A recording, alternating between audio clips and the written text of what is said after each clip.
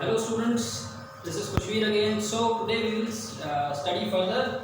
Now today we have to study the role of the parliament. Now parliament का क्या role है वो हम आज पढ़ेंगे. Created after 1947, 1947 में parliament बनने के बाद में the Indian Parliament is an expression of the faith that the people of India have in principles of democracy. अब जो हमारे जो लोकतंत्र है उसके सारे जितने भी हमारे जो प्रिंसिपल्स हैं उनका रखरखाव पार्लियामेंट ने किया है. These are participation by the people in decision making process and government by consent. और इसमें क्या क्या चीज़ है? पार्टिसिपेशन, पीपल के डिसीजन मेकिंग प्रोसेस में पार्टिसिपेशन और सरकार के तहत उनकी मंजूरी. The parliament in our system has immense powers because it is the representative of the people.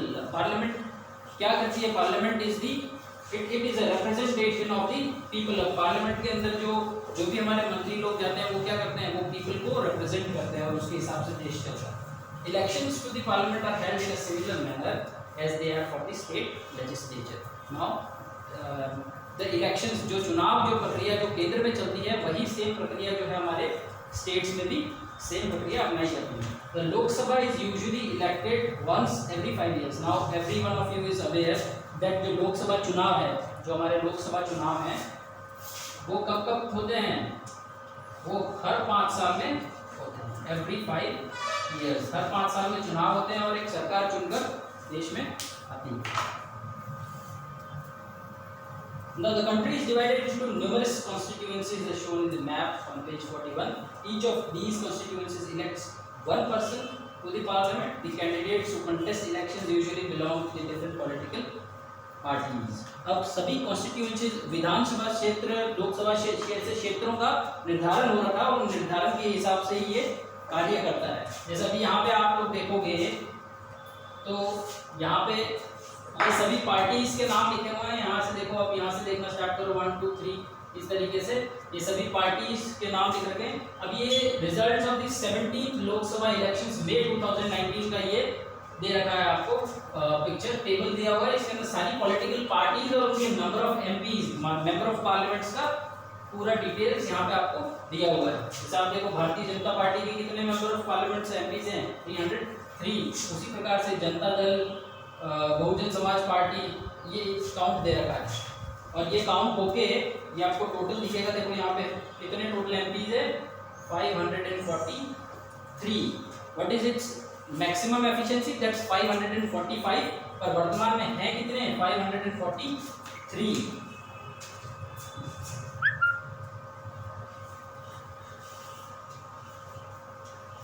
Now we'll move further.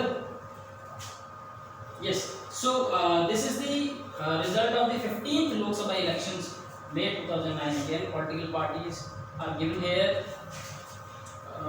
So once elected, these candidates become members of parliament or MPs. These MPs together take up the parliament. Once elections to the parliament have taken place, the parliament needs to perform the following functions. Now we'll understand the functions of the parliament.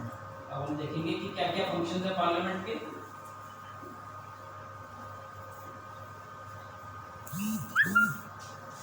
सबसे पहला जो है to select the national government. सबसे पहला जो function है वो क्या है? एक जो हमारी केंद्र जो सरकार है, जो देश की सरकार है, उसका चयन करना. तो पार्लियामेंट ऑफ इंडिया कंसिस्ट कौन कौन होता है यहाँ पे? प्रेसिडेंट, एक राज्यसभा जिसे अपर हाउस बोलते हैं और दूसरा है लोकसभा. तो जब लोकसभा के इलेक्शंस होने के बाद में एक लिस्ट प्रिपेयर की जाती है कि कितने एमपीज जो हैं वो किस किस पार्टी से बिलोंग करते हैं. जैसा हमने अभी देखा था कि वो लिस्ट देखी थी पूरी कि कौन कितने एमपीज जो हैं कौन कौन सी पार्टी से बिलोंग करते हैं. और for a political party to perform the government they must have a majority of elected MPs.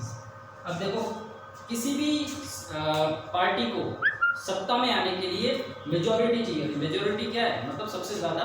Majority किसे कहते हैं? For example there are total 250 members, तो majority will be more than half. तो इसका हाफ क्या होगा? इसका हाफ होगा 125. तो मोर देन हाफ क्या हो गया? 126. तो मेजॉरिटी के लिए क्या होगा? जो उसका हाफ है, मोर देन हाफ उसको चाहिए रहेगा. तो जैसे अब हम यहाँ पे देखेंगे तो मेंबर्स कितने हैं, एमपीज कितने हैं? 543. तो 543 का हाफ कितना हो जाएगा? 543 टोटल, तो इसके लिए मेजॉरिटी क्या हो जाएगी? इसके लिए मेजॉरिटी हो जाएगी 272। इतने आपको वोट्स लाने अनिवार्य हैं किसी भी सरकार की सत्ता में आने के लिए। Now a party should have at least half the number. Now it is given here half the number, 272 members or more. The opposition in parliament is formed by all the political parties that oppose the majority party. जो opposition party जो है वो सभी parties कहलाएंगी जो main party है, जो जीतने वाली पार्टी है उसके खिलाफ में खड़ी है। अब नाउ सबसे मोस्ट इम्पोर्टेंट फंक्शन जो है लोकसभा का, तो वो है सेलेक्ट द एग्जीक्यूटिव। एग्जीक्यूटिव जो है वो you have read it in chapter 1 also. It is a group of persons who work together to implement the laws made by the parliament. अब एग्जीक्यूटिव कौन होते हैं? जो टॉप मोस्ट पर्सनल्स जो किसी कानून को बनाते हैं सरकार को चलाने के लिए, पार्लियामेंट के अंदर जो कानून बनाते हैं उन्हें एग्जीक्यूटिव कहते हैं। This executive is often what we mean what we have in mind when we use the term government, और इसी को क्या कहा जाता है? गवर्नमेंट कहा जाता है। ये एग्जीक्यूटिव जो लॉज एंड रेगुलेशंस जो बनाते हैं उसको क्या कहते हैं हम लोग? गवर्नमेंट कहते हैं। Now the prime minister of India, the prime minister of India is the leader of the ruling party. अब जो भी पार्टी जीती है तो प्राइम मिनिस्टर कौन है? जो भी पार्टी जीती है तो जो प्राइम मिनिस्टर है, इनको जो सभी जो लोग जीते हुए हैं, जो जनता है जो जीते हुए मेजॉरिटी के हिसाब से चूज करते हैं, प्राइम मिनिस्टर कौन है? It is the leader of the ruling party. जैसे हम वर्तमान में बात करें तो नरेंद्र मोदी जी जो है हमारे ऑनरेबल प्राइम मिनिस्टर, तो वो कैसे? वो he is the leader of the ruling party. तो उनकी रूलिंग पार्टी कौन सी है? उनकी रूलिंग पार्टी है बीजेपी। इस प्रकार से निर्धारण होता है।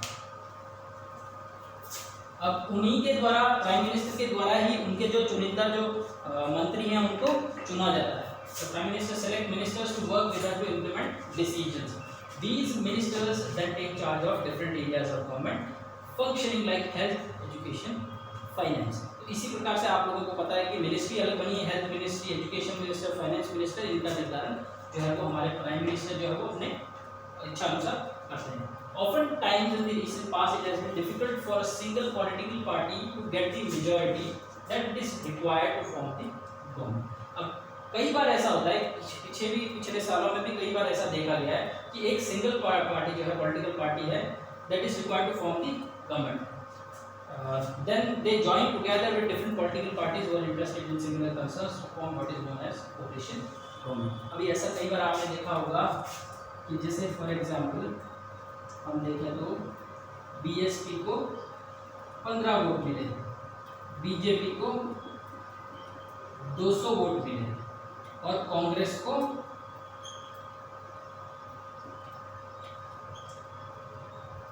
186 वोट्स मिले। तो अभी इसके अंदर सबसे ज्यादा वोट्स किसके हैं? बीजेपी के। तो ऑब्वियसली बीजेपी जीत जाएगी क्योंकि बीएसपी के कम वोट्स हैं और कांग्रेस के क्या है? 186। तो सेकेंड नंबर पे कौन है? कांग्रेस है, फर्स्ट नंबर पे बीजेपी और थर्ड नंबर और फर्दर जो भी बाकी के।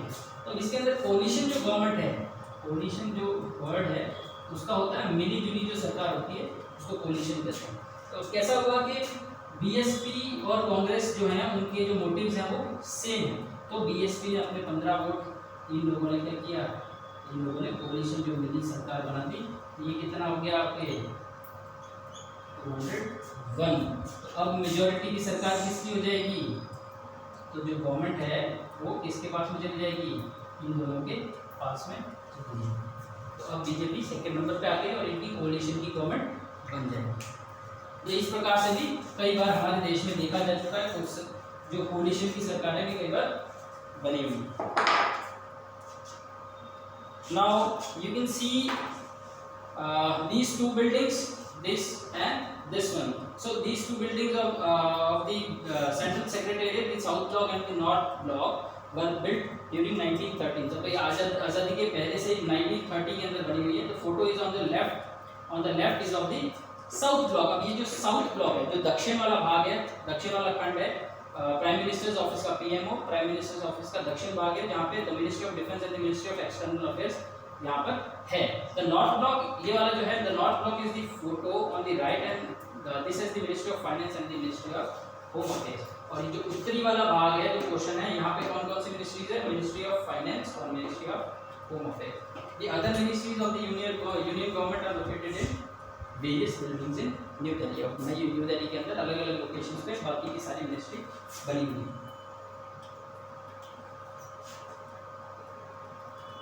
Now as we move further, now we talk about the Rajya Sabha. So the Rajya Sabha functions primarily as the representatives of the states of India in the Parliament of Rajya Sabha जो है उसका मुख्य motive, सबसे main जो primarily क्या काम करती है? That represents the states of India। सभी स्टेट्स का जो रिप्रेजेंटेशन है पार्लियामेंट में, ये राज्य सभा में होता है। ये जो है, it can also initiate legislation and a bill is required to pass through the Rajya Sabha in order to become a law. अब ये कोई भी बिल आपको पास कराना तो आप राज्य सभा के अंदर कर सकते हैं, except the money bill which you will study in your further classes. So a bill is required to pass through the Rajya Sabha in order to become a law. कोई भी कानून बनने के लिए राज्य सभा से उसका पास होकर जाना बहुत आवश्यक है। It therefore has an important role of reviewing and altering. If alteration, that is alteration का मतलब क्या होता है? कोई भी उसके अंदर जो आपको चेंजेस लाने हैं, that is called as alteration. So उनके अंदर कोई भी चेंजेस लाने हैं तो that can also initiated. The laws are initiated by the Lok Sabha, the members of the Rajya Sabha elected by elected members of the legislative assemblies of various states. अब ये various जो लेजिस्लेटिव असेंबलीज या एमएलएस जो हैं वो किसको चूज करते हैं? ये जो मेंबर ऑफ राज्यसभा है वो कौन चूज करता है? एमएलएस जो भी हैं डिफरेंट स्टेट्स के वो चूज करते हैं। There are 233 elected members plus 12 members nominated by the president. अब इनका टोटल देखोगे आपको 245 होगा। इसमें से 12 जो है उनकी नियुक्ति कौन करता है? उनको कौन लगाता है? प्रेसिडेंट लगाता है। और बाकी के जो 233 है वो इलेक्शन के माध्यम से, चुनाव के माध्यम से यहाँ पे आते हैं। Alright, so this one, the point B, to control, guide and inform the government. This one we'll study in our next session. Thank you.